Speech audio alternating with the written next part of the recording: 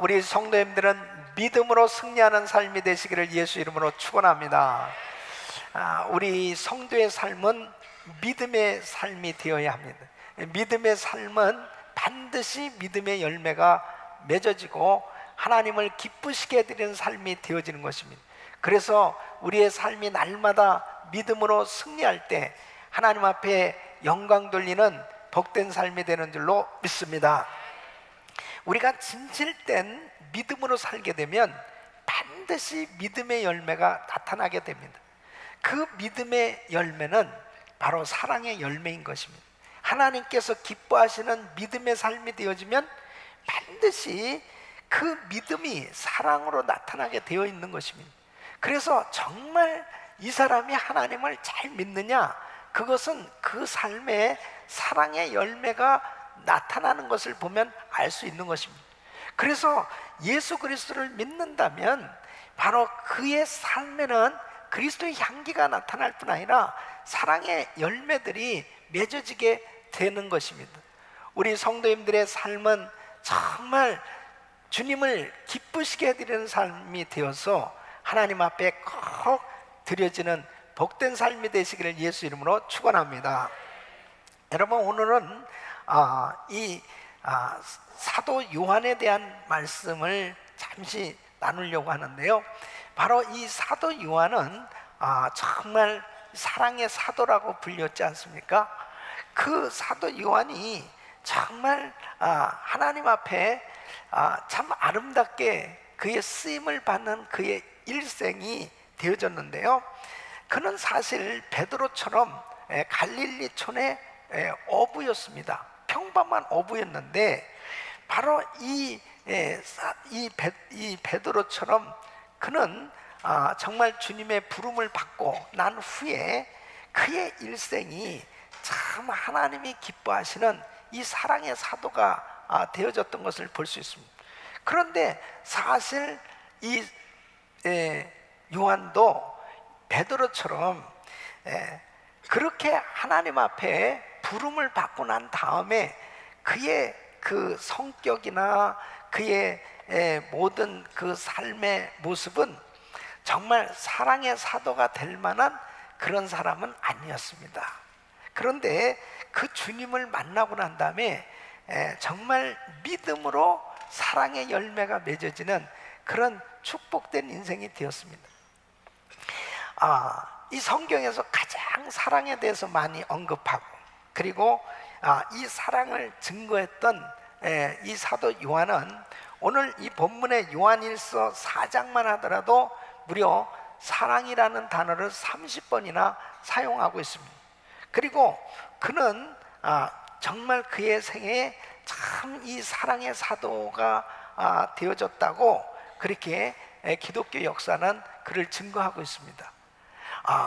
요한, 그러면 사랑의 사도 이렇게 불려지지 않습니까? 저는 오늘 이 말씀을 준비하면서 저와 우리 성도님들이 정말 믿음의 삶을 산다면 이 요한처럼 이렇게 사랑의 사도가 되어야 되겠다.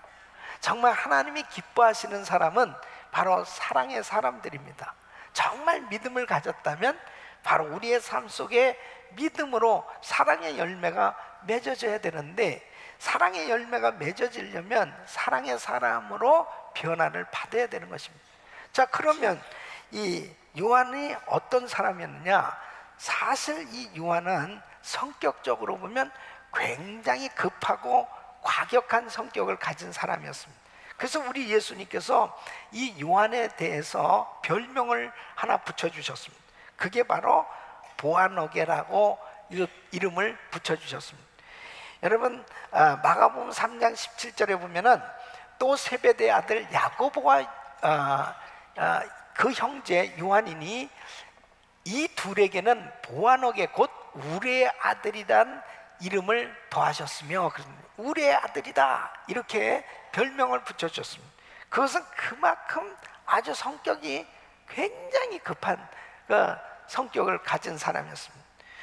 한 예로 누가복음 9장에 보면은 예수님께서 제자들과 함께 이제 예루살렘에 가시기 위해서 이 사마리아 한촌에 들리셨습니다. 근데 사람들이 예수님을 위해서 이렇게 자리를 내주지를 않는 것입니다. 아니, 하루를 묵어야 되는데 그 집을 내주질 않는 거예요. 그랬더니 이 요한이 화를 내면서 어떻게 말하냐면, 그냥 주여, 하늘에서 불을 내려서 저것들을 그냥 확 다 태워버리시죠. 그렇게 아주 정말 과격한 말을 하는 것입니다. 여러분, 제가 그냥 한 말이 아니고 분명히 누가복음 9장 5절로 14절에 보면 제자 야고보 요한이 이를 보고 가로되 주여, 우리가 불을 명하여 하늘로 쫓아내려 저희를 멸하라 하기를 원하시나이까? 뭐 주님이 원하세요? 자기가 원하는 거예요.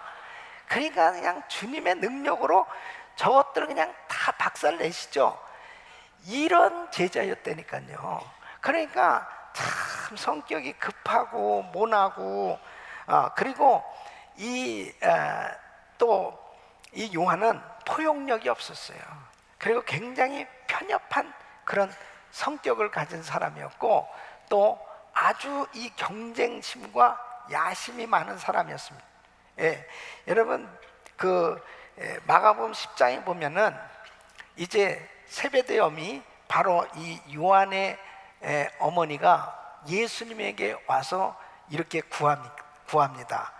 마가복음 10장 37절에 보면 여짜오되 주의 영광 중에서 우리를 하나는 주의 우편에 하나는 좌편에 앉게 하여 주옵소서.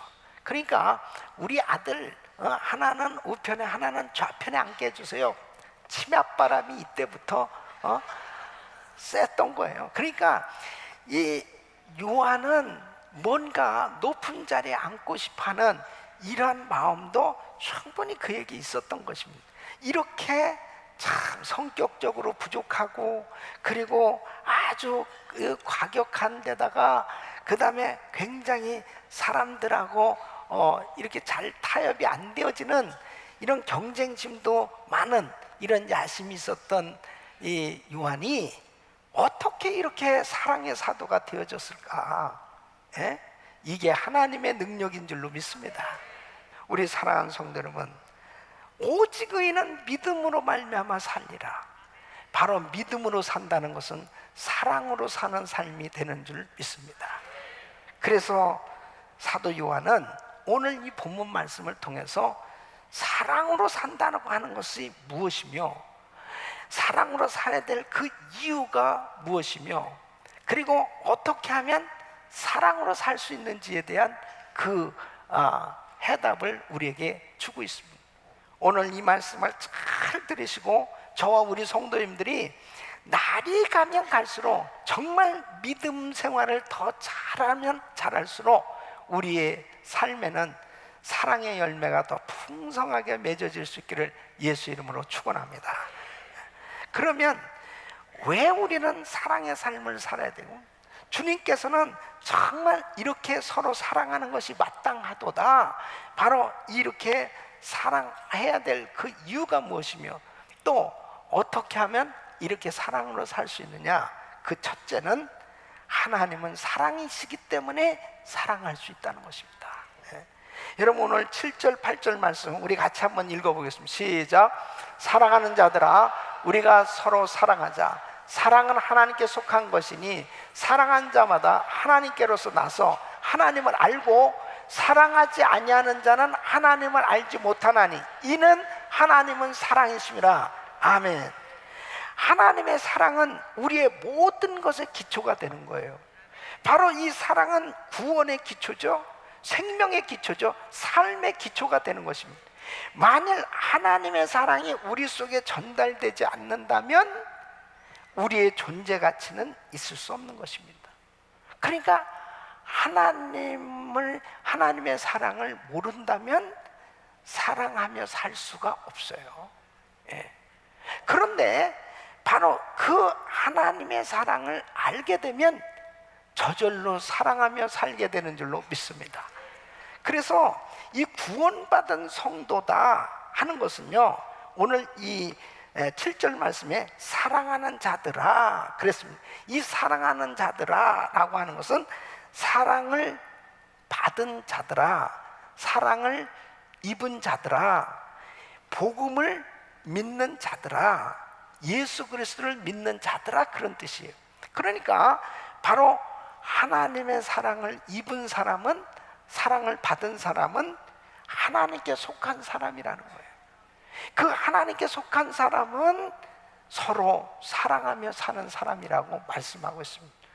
우리 사랑하는 성도들, 바로 하나님을 만나게 됐을 때 그 하나님의 사랑을 발견하게 된 거고, 그 하나님의 사랑을 갖게 된 거예요.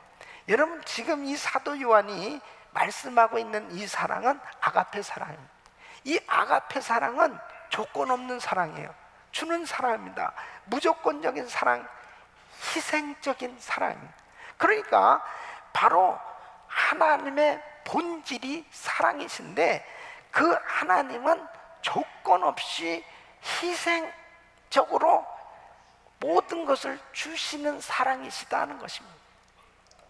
믿습니까?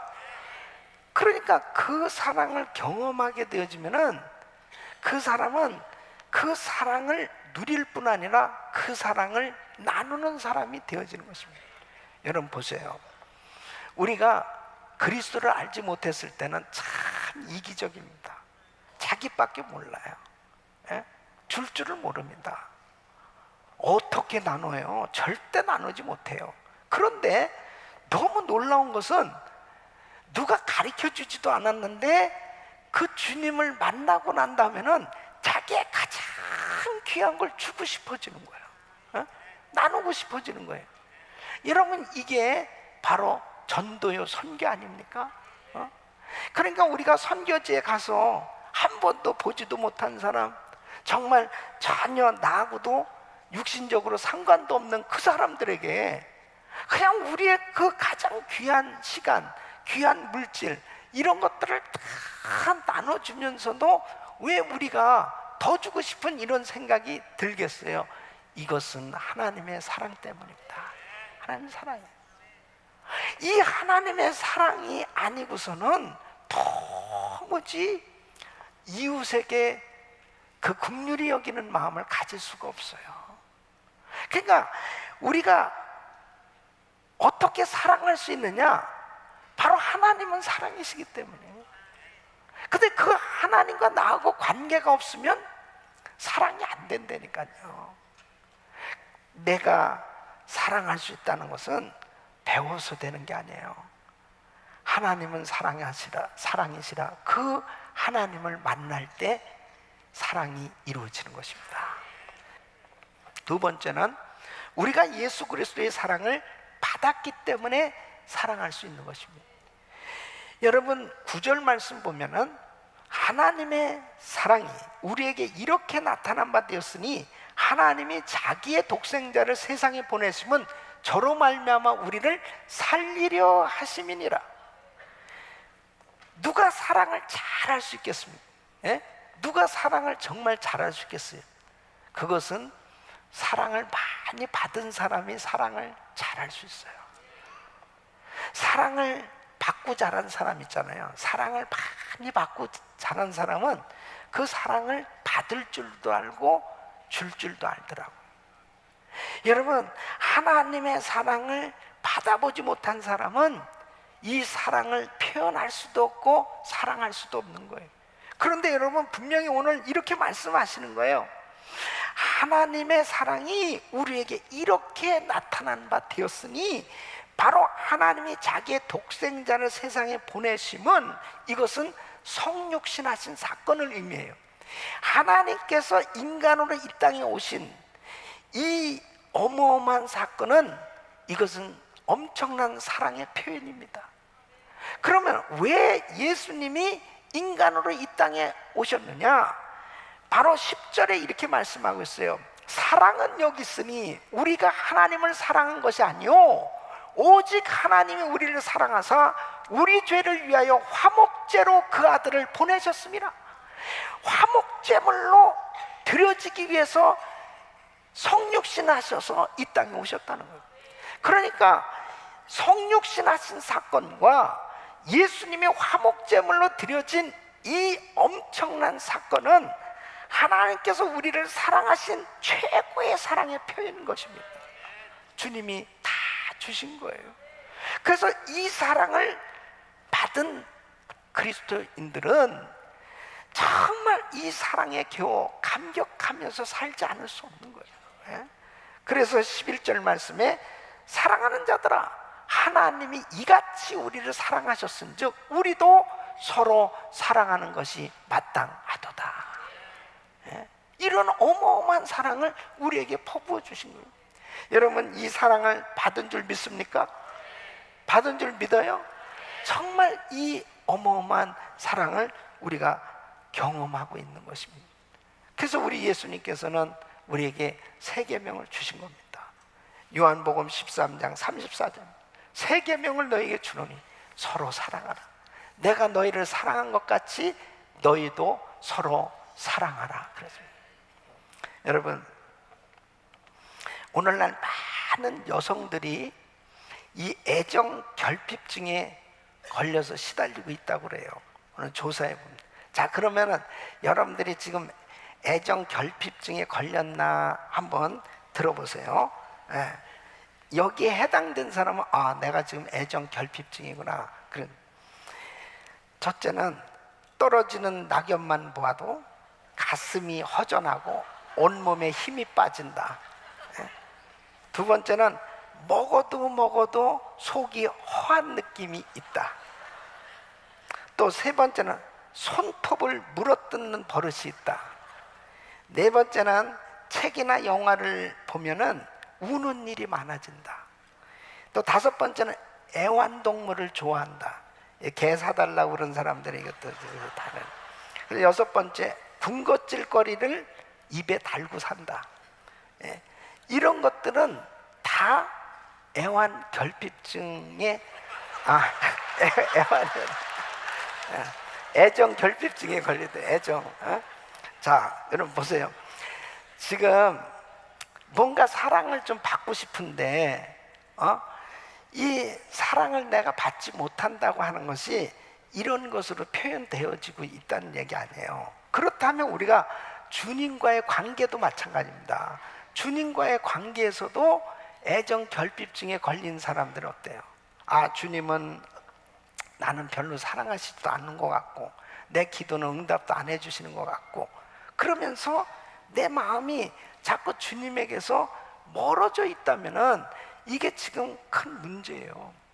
여러분 애정 결핍증에 걸려 있다면은 사실 그렇게 좋은 환경 정말 사랑하며 살 때 행복할 수 있잖아요. 그 행복이 깨어지는 거 아니에요? 그러니까 신앙생활도 하나님과의 관계에서 정말 이 사랑을 느끼지 못할수록 뭐예요? 하나님과의 관계가 깨지는 거죠. 여러분 부부지간에도 내 남편이 나를 이렇게 사랑해주고 내 아내가 정말 나를 이렇게 사랑해주고 서로 부부가 정말 이 애정을 느낄 수 있는 그런 사랑의 관계가 이루어지면 그 가정은 참 화목하고 행복하지 않습니까? 누리고 살 수 있는 거죠. 아무리 좋은 집에 좋은 환경이 되어진다 할지라도 어쨌든 부부지간에 이런 애정 결핍증이 있으면 늘 이 생각이 다른 데 가 있을 수밖에 없어요. 신앙생활 꼭 마찬가지입니다. 하나님이 나를 이토록 사랑해주고 계신데 그 주님과의 관계에서 주님께서 나를 그렇게 사랑해 주시는 것에 대해 제대로 깨닫지 못하고 살아보세요. 이것은 결국 신앙생활 병들기 시작하는 거예요. 그 금이 갈 수밖에 없어요. 행복한 신앙생활이 안 되는 겁니다.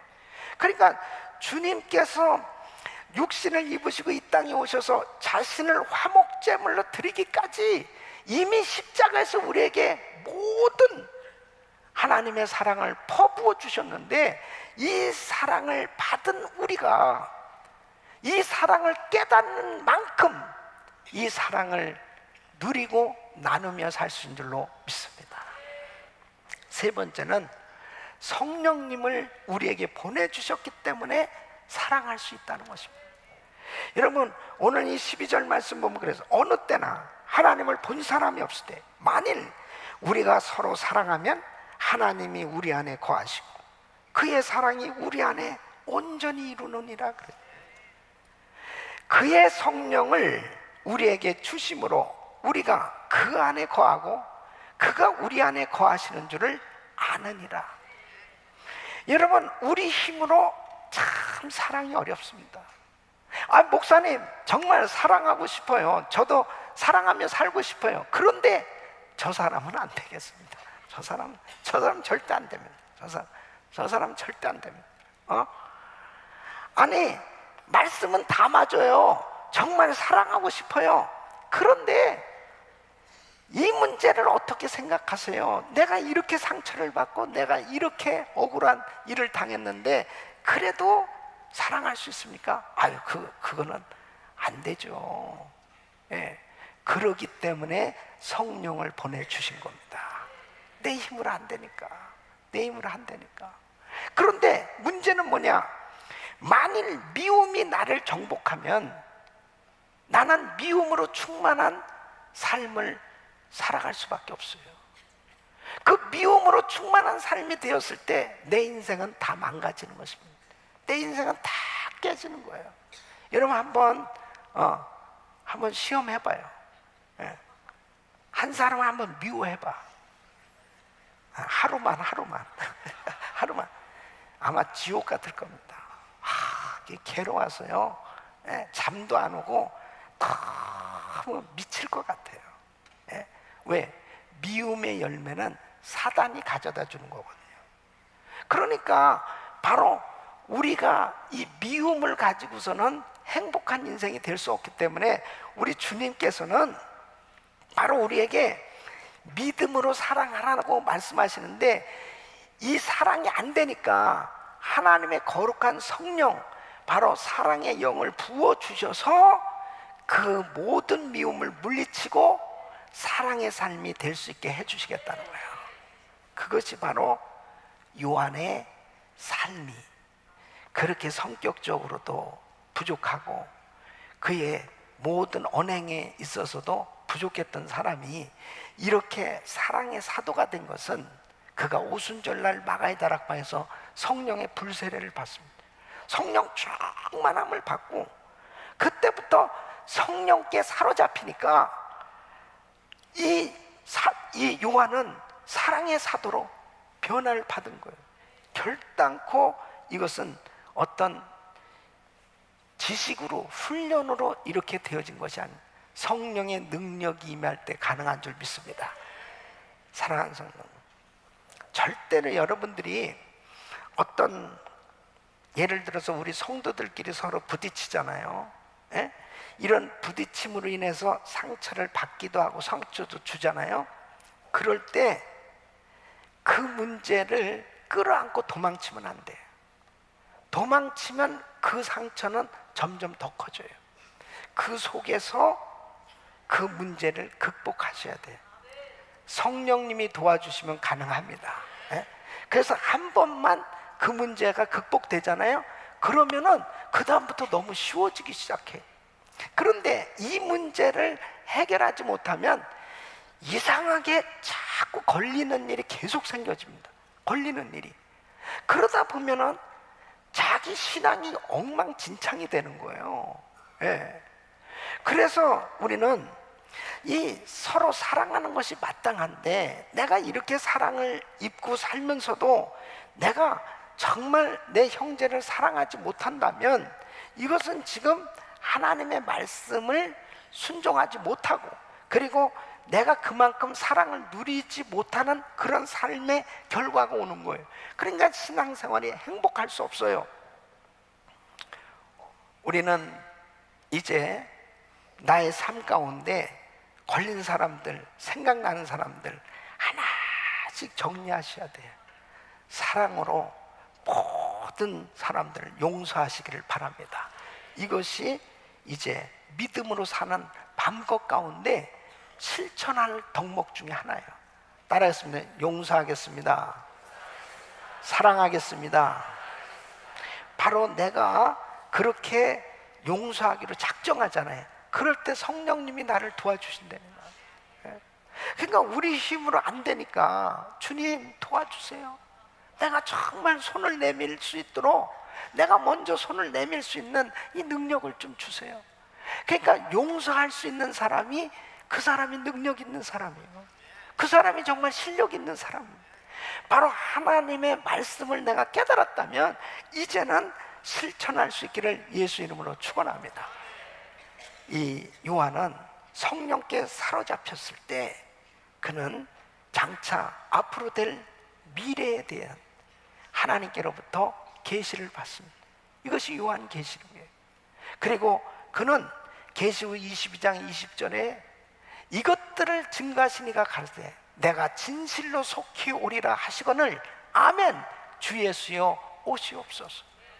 바로 하나님의 사랑으로 붙들려 살고 바로 성령으로 충만한 그런 삶이 되어지면 정말 주님께서 오실 날이 머지않은 그 주님께서 이 땅에 오실 때 바로 내가 어떤 모습으로 주님 앞에 설 것이냐, 이 믿음의 작품을 만들고 우리 하나님 앞에 설 준비를 하게 된다니까요. 그것이 바로 사랑의 삶입니다. 여러분, 우리 육체를 가지고 사는 날수가 그렇게 많지 않아요. 어떤 성도님이 내가 이제 세상을 떠날 때가 됐다 하니까 이분이 전부 전화를 다 마음에 걸린 사람들 있잖아요. 다 전화를 해서 내가 잘못했다고, 내가 생각해보니까 내가 참 잘못했다고 그러면서 다 풀고요. 그러고서 천국 가셨어요. 참 멋지게 주님 앞에 갈 준비를 하셨다고 난 생각해. 여러분, 그게 사랑의 삶입니다.